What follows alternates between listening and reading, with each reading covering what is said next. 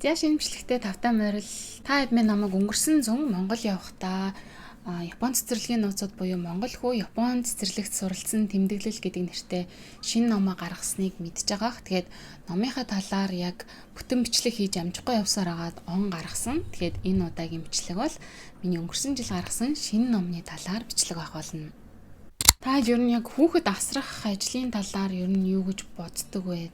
Хүүхэдтэй болох, тэгээд хүүхэд өсгөх, хүүхэдтэйгээ хамтдаа амьдрах гэдэг бол ондоо тийм нэг ертөнц гэж хэлэх юм уу да. Тэгээд тэр хүүхдийг одоо хайрлаж байгаа хайр одоо цаанаасаа ундрах гэдэг ч юм уу. Тэр юм бол нэг ондоо. Харин хүүхдийг өсгөж хүмүүжүүлэх гэдэг нэг ажил байгаад байна да. Одоо жишээ нь би бол ажил хийхгүй жил хагас орчим юм уу да ингэ болж байгаа. Тэгээ энэ хоорондоороо бол хүүхдээ асрах, хүүхдээ хүмүүжүүлэх ажил хийж байгаа гэж хэлж болно. Тэгэд энэ ажил бол бүр энэ ертөнцийн хийж исэн ажлуудаас бол хамгийн хэцүү ажил нь гэдгийг та хэд мэдж байгаа. Жишээлх юм бол одоо энэ хүүхдэдтэй юм сурахын тулд нэг юмаа маш ойрхон давтамжтайгаар хэдэн зуун удаа хэлэх. Тэгэл бүр ингээл хэлээд байдаг. Тэгээд тэрийг нь ерөөсөө сурдггүй болохоор бүр үнэхээр эц цуцдаг, үнэхээр уур хүрдэг. Тиймэрхүү үеуд ингээд үргэлж толгарж идэг хүүхэдтэй байна гэдэг нь. Тэрнээс гадна бас ингээ хүний өдөр тутамд энгийн хийдэг бүх зүйлийг тэр одоо жижигхэн хүн зааж өгнө гэдэг одоо бодол надад үнэхээр хүүхэдтэй болохоос өмнө байгаагүй. Сэрэ халбгаа яаж барих юм те? Оймсоо яаж өмсөх, гутлаа яаж үдэх, цамцаа яаж зөв өмсөх. Ингээд одоо бидний бүр үнэхээр юу ч бодохгүй хурдан хийгээд өнгөрчдөг зүйлсийг хүүхэдтэй бид зааж өгөх болдог. Зааж өгөхөд нөгөөдхөө бүр ингээд ахаал хэдэн зуун удаа хэдэн мянган удаа давтсараа сүлдө бүр ингээд туйлддаг шүү дээ. Тэгэд энэ хэцүү ажлыг мань бол хамтдаа үүрэлцдэг хэсэг хүмүүс байгаа. Нэг байгууллага байгаа. Энэ бол цэцэрлэгээ. Тэр Анан бит хоёр болохоор Монголд ахтаа хоёр ч цэцэрлэгээр явж исэн. Тэгээд Японд бол 2 нас хагастай да хурж ирээд тэгээд эндээ бас 2-3 төрлийн цэцэрлэгт явж исэн. Монгол цэцэрлэгийн багшийн талаар төсөөлөл юу вэ гэх юм бол Анандыг нэг удаа халуурсан байж хахад нь цэцэрлэгээс нь дуудсан байхгүй юу. Тэгээ яваад очисон чинь багш нь ингээд Анандыг ингэртэй тэрсэн. Тэгээ ингээд духан дээр нь хүүтэн жин тавиад тэгээ за одоо ингээ имлэг явдсан билүү гэж одоо сууж ийлаа гэд намайг очиход тэгжсэн байхгүй юу. Ер нь нэг тийм халуун сэтгэлтэй тийм хүмүүс бол Монголын багш нар юм шиг надад санагддаг. Харин Японд бол жишээ нь хүүхэд өвдлөө Ананд халуурлаа гэх юм бол цэцэрлэгээс уцтаал за одоо хурдан хурж ирж аав ямар ч ажилтай байсан хамаагүй. Шууд хүүхдээ хурж ирж авах хэрэгтэй гэж шаардлага тавьдаг. Очоод ингээд авахад за халуун бууснаас хойшоо 24 цагийн цэцэрлэгтэр ирж болохгүй гэгээд ингээ инээж агаад эсвэл ингээ амар санаа зовсон байдлаар хилдэг. Тэгээ тэрийг нь бол угаасаа зөрчих ямар ч боломжгүй. Тэгэхээр эндхийн багш нар бол яг ингээл нэг инээж байгаа л амар хатуу чанга байдаг гэж хэлж болно. Тэгэхээр нэг жоохон тиймэрхүү ялгаатай байж мэднэ. Гэх мэтээр ингээ цэцэрлэгүүдийн ялгаа улс орон болгонд өөр өөрсдийн гэсэн давуу тал болон сул талуудтай байдаг. Яг манай гэр бүлийн хувьд болохоор том хүүгээ аз болоход Японд яг энэ цэцэрлэгийн өмнөх боловсролыг нь эзэмшүүлэх боломж завшаан олдсон учраас би өөрөө сэтгүүлчийн хувьд одоо ийм бэлэн мэдээллийг яаж зүгээр өнгөрүүлэх вэ? Бүгднийг мэдээж боломжоор тэмдэглэж аваад одоо энэ номоо бүтээсэн байгаа. Тэгэхээр энэ номонд болохоор хүү ит хоёрын одоо Япон цэцэрлэгт өнгөрүүлсэн 4 жилийн адал явдлууд болон одоо Япон цэцэрлэгийн тухай, Япон багш нарын тухай, Япон сургалтын арга барилын талаар орсон гэж хэлж болно. Ингээд одоо бүгдээрээ хамтдаа энэ номноос одоо авж болох 5 санааг би өөрийнхөө одоо товчхон ингэснэ та эцтэйгээ хуваалцъя гэж бодож байна. За нэгдүгээрт нь бол Япон цэцэрлэгийн уур амьсгалыг мэдрүүлнэ. Япон цэцэрлэгт анх ороод бол яг нэг тийм кинон дээр гардыг юм шиг игдүүтэй, цэмцгэр, эмэг цэгцтэй, тэгээд маш олон эд зүйлсээр дүүрэн байгааг ажиглаж харж байсан. Гэхдээ харагдах байдал гэдэг бол нэг өөр хэрэг болж байгаа юм.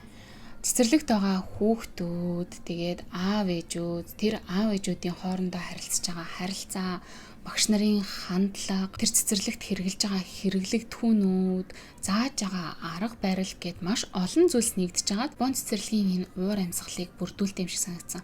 Магадгүй Япон цэцэрлэгийн уур амьсгал гэж миний бодож байгаа тэр зүйлс донд эцэг эхчүүдийн жишээ нь хоорондоо ярилцж байгаа тэр хандлага нь өөр байсан бол миний бодож байгаагаас шал өөр уур амьсгал болох байсан. Магадгүй тэр өрөөнд дотор өрөө тавьсан байгаа тэр жижигэн олон эд зүйлс хэрэглэгдэхүүн нь байхгүйсэн бол Япон цэцэрлэгийн уур амьсгал надад өөрөөр мэдрэгдэж өөрөөр үлдэх байсан гэж бодож байна. Тэгэхээр энэ дотроос та нар миний нэг мэдэрсэн Япон цэцэрлэг гэдэг чинь ямар уур амьсгалтай байдсан бэ гэдэг мэдрэмжийг авч чаднаа. Хоёрдугаарт нь Япон багш нарын арга барил, Япон цэцэрлэгийн систем ямархуу байдлаар хичээлээ заадаг, ямархуу байдлаар хүүхдүүдийг суралцуулдаг юм бэ гэдэг юм орж ирнэ. Тэгэхдээ хүүхдүүдтэй ер нь багш нар яаж хандаад байгаа юм, хүүхдүүдийн арга авийг ер нь яаж өвтөх олоод байгаа юм гэдэг тэр нэг юм байгаа. Жишээлх юм бол хүүхдүүд хоорондоо номоо булаацалтаад эхэллээ гэх юм бол хинийхэн талд орох юм те. Бид нар болохоор чи яхаараа эндүүдээ төрүүлээд өгчих гэдэг ч юм уу. Өөрийнхөө хүүхдийг чи над найзтай төр зөр өгчөөч гэдэг ч юм уу. Тиймэрхүү байдлаар аргалдаг бол энд бол яг ямар дүрм журм мөрдөгдөөд багш нар хүүхдүүдэд тэрийг анханаас нь яаж заах гад юуг толгоонд нь суулгахын тулд тэрийг эхлүүлээд байгаа юм бэ? Тэгж заагаад байгаа юм бэ гэдгийг жишээ нь энэ дээр дурдж өгсөн байх жишээтэй. Өмнө хэлсэнчлэн багш нарын арга барилууд нь Японд жишээлх юм бол үргэлжийн эерэг хүмүүстэй үргэлжийн инээж ханддаг, инээж харилцдаг тийм юм шиг мөртлөө цаагаараа маш хатуу, ёс журамтай, дэгтэй тийм байдаг. Тэрийг нь бол зөрчих аргагүй байдаг. Гэх мэтийн багш нарын арга барилуудыг өөрийнхөө олж нээснээрээ буюу надад миний хүүд тохиолдсон адал явдлуудыг өгүүлэнгээ ийм байд юм бэ шүү, тийм байд юм бэ шүү гэдгийг бичиж үлдээсэн байгаа. Гуравдугаарт нь хэрвээ та хүүхдээ хоёр хэлтэй болгож өсгөх гэж байгаа бол хос хэлтэн гэж хэлээд байгаа ч тийм. Гадаадд өсөж байгаа хүүхдүүдийн хувьд бол ер нь хос хэлтэй болж өсөх үү, эсвэл яг амьдарч байгаа улсынхаа хэлээрээ яриад цаашаа ганцхан хэлтэйгээр явах уу гэдэг маш том сонголтын өмнө ирдэг. Энэ бол бүр маш хэцүү байдаг гэдгийг би бол өөрийнхөө биеэр туулсны хувьд бол мэдэж байна. Тэгэхдээ одоо үед ингэ ажиглаад ахад зөвхөн гадаадд амьдарч байгаа, гадаадд төрж өссөн хүүхдүүд гэлтгүй Монголд амьдарч байгаа хүүхдүүдийн хувьд ч гэсэндээ цаашдаа хос хэлтэй болоод өсөх боломжтой болцсон юм шиг надад харагдаад байгаа. Яг гэх юм бол тэрхүү нэг хэсэг үеийн хүүхдүүд бол тэр чигтээ англи хэл дээр YouTube ч юм уу англи хэл дээр хөтөлбөргүүд англи хэл дээрх кинонуудыг үзээд өсөж байгаа. Тэгээд тэр хүүхдүүд бол одоо ингээл чөлөөтэй англи үйлбэрүүдээр ингээ ярьдаг болсон байгаа шүү. Тэгэхээр зарим эцэг эхчүүд бол тэр англиар ярьж байгаа жоохон юмнуудыг нь жоохон дэмжиж үргэлжлүүлээд монгол хэлтэй нь хамтдаа ингээд өсгөөд явчаа гэсэн бодолтой байгаа. Тэгэхээр тийм эцэг эхчүүдэд магадгүй энэ ном дээр бидний амьдралд тохиолдсон зүйлс маань хэрэг болж иж магадгүй. Яг одоо яаж хүүхдтэйгээ ажиллаад байгаа юм гэдгийг бүр хитрхи нарийн заагаагүй ч гэсэндээ сэтгэл зүйн хувьд бид нар одоо ямар бэлэн байдалд байх хэрэгтэй юм бэ? Хүүхдээ хос хэлтэй болгохын тулд гэдгийг оруулж өгсөн байгаа. Анандын хувьд болохоор Японд анх ирэхдээ YouTube үзсээр хагаад ингээд англиар өгүүлбэрээр нь ярьдаг болчихсон хүүхэд ирсэн бол манд ирээд англи, монгол, япон гурван хэлнийхээ дунд ороод шоконд ороод ярьж чадахгүй хүртэл болж исэн тийм тохиолдол байгаа. Тэгээд тэгсэн ч гэсэндээ бид нар одоо яаж гүрээсээр байгаад хоёр хэлтэйгээ яаж үлдэж чадсан бэ гэдгийг жишээ нь энэ номонд оруулж өгсөн байгаа. Дөрөвдүгээрт нь мэдээж Японд одоо дөнгөж ирж байгаа ээжүүдэд хэрэгтэй ном байх болноо. Японд бол одоо жил болгон шинэ гэр бүлүүд ирсээр байгаа. Гэхдээ тэрнтэйгээ адилхан эх орн руугаа буцъя гэсэн шийдвэр гаргаад Монгол руу буцаж байгаа гэр бүлүүд ч ихсэн олон байгаа. Тэгэхээр ер нь Япон Монгол хоёрын хоорондох одоо ийм урсгалууд үргэлжилсээр байгаа. Япончин бол одоо сурдаг ээж аваа хоёр нь зэрэг сурдаг, ажилдаг эцэг эхчүүдийг маш их дэмждэг учраас цэцэрлэгт хүүхдүүд нь орох боломж гайгүй ер нь байдаг шүү. Хурж ирээд баггүй хугацаа шаардагдаж магадгүй ч гэсэн хүүхд чинь цэцэрлэгт орох нь бол тодорхой. Нэг ороод авсан бол ер нь тэндээ тэгээ сайхан хадагдчихж болно. Тэгэхээр цэцэрлэгт орсноор цэцэрлэг ер нь ямар байд юм болоо? Цэцэрлэгийн элсэлтийн тэр яриаслага гэж ер нь юу байд юм болоо? Цэцэрлэгийн элсэлтийн яслал, төгсөлтийн яслал гэж ер нь юу юм? Тэрэн дээр эцэг эхчүүд наацах нь юу өмсөд очтیں۔ Спорт өдрлөггээ болно, урлагийн үзлэггээ болно те. Тэрэн дээр нь ер нь яаж бэлтгэх юм, өөрсдийгөө яаж бэлтгэх юм, хүүхдээ яаж бэлтгэх юм гэдэг ч юм уу. Эцэг эхийн хурал жишээлх юм бол яаж болтیں۔ Тэ энэ нь болгоны юу ч мэдэхгүй эхэлдэг байхгүй юу. Би өөрөө яг тэгэж эхэлжсэн. Тэгээд Тэгэл нэг сайндаа Google дээр хайн тэндээс нэг их сайн мэдээлэлж олж авч чаддаггүй байсан учраас яг өөрийнхөө тэр мэдэж авсан бүхнийг дараагийнхаа ирж байгаа ээжүүд, аавуудад те илүү хэлбэрхэн аргаар олоод мэдчих боломжийг энэ номороо нээж өгөх юмсан гэсэн хүсэлтэй байсан. За 5 дугаарт нь бол адал явдалд дурладаг бол энэ ном нь бас танд таалагдах гэж бодож байна. Яагаад гэх юм бол энэ ном чинь ингээд эхнийхээ хуудаснасаа төгсгөлийн хуудас хүртэл манай гэр бүлийн 4 жилийн амьдралын одоо түүхтэй цэцэрлэгээр дамжуулж гаргаж байгаа бидний туулсан зүйлс аахгүй юу. Яагаад гэх юм бол бидний Японд ирсэн ер нь хамгийн гол зорилго бол хүүхдээ эрүүл орчинд өсгий гэсэн бодолтой байсан. Надад бол Монголд сайхан ажил байсан, сайхан карьер байсан. Тэг ингээл гэр бүл бүх юм тэнд байна. Тэнд ингээл хэрвээ би ажлаа өргөжлүүлээд явсан байсан бол одоо өдийд ямар явж байгааг мэдэхгүй. Тэгтэл одоо энд болохоор би ч одоо ингээд хинч биш болж яваад байгаа шүү дээ.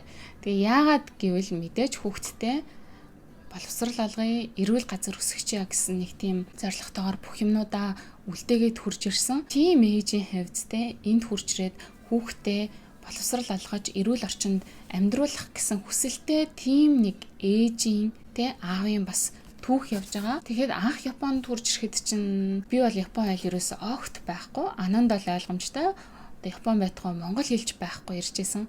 Тэгэл ганцхан англиар ярьдаг ийм хүүхэдтэйгээ бид нэр одоо Япон цэцэрлэгт хамгийн анх яаж орсон те ороход юу хэцүү байсан.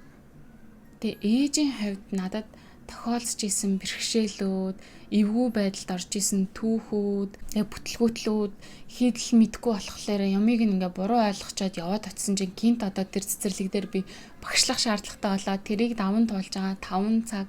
За тэгэл хүүгийн хувьд ч гэсэндээ хэл мэдгүй учраас найз нөхдөдөө болж чадахгүй байсан. Сэтгэл зүйн хувьд ийм хүнд өдрүүд байсан. Тэднүүсийг ингээд хамтдаа давж гарах гэж байгаа тэр түүхүүд. За тэгээ сүүлдээ хин гоё найзуудтай болоод хилээ баг багаар суралцаад тэгээ сургуульд орох гэж байгаа.